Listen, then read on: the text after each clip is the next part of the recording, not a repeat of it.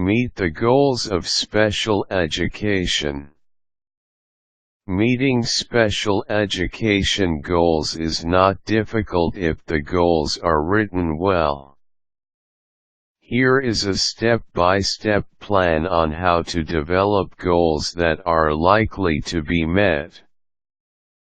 Before you can write any goal, you must identify the child's area of weakness and/or need. This can be done through observation, testing, or interviewing teachers and the child. This will tell you what area you need to focus on. Now, it is time to develop a goal. A good goal should be specific, objective, measurable, obtainable. Once you have a goal in mind, it is time to determine the objectives. Break the goal down into steps and determine how long it should take the child to reach each individual step. Some other things you should consider are: how long should it take to reach the final goal? How much time each week will be available to work on this goal? What equipment is necessary to achieve this goal? Here are some common reasons why goals might not be met. Aiming too high. You want to set special education goals that will push the student, but not ones that are impossible to meet. It is better to revise goals because they have been met than to never achieve the goals that were set.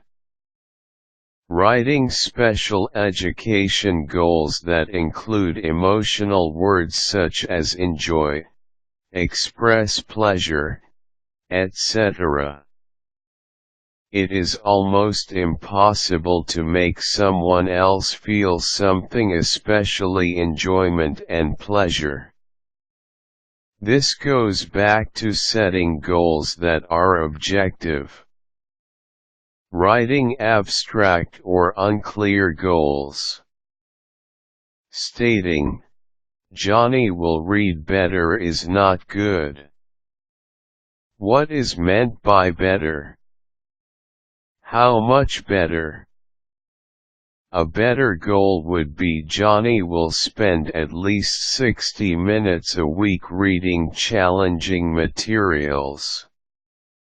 You would want to state what would be considered challenging reading materials, usually slightly above current reading level, when this reading will be done, and where the materials will be obtained.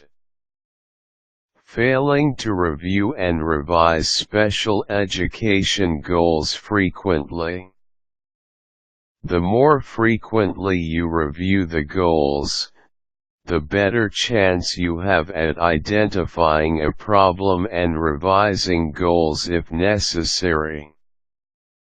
Not taking into account changes that come with each new school year. Special education goals for an upcoming school year should be written in conjunction with the current and the future teacher.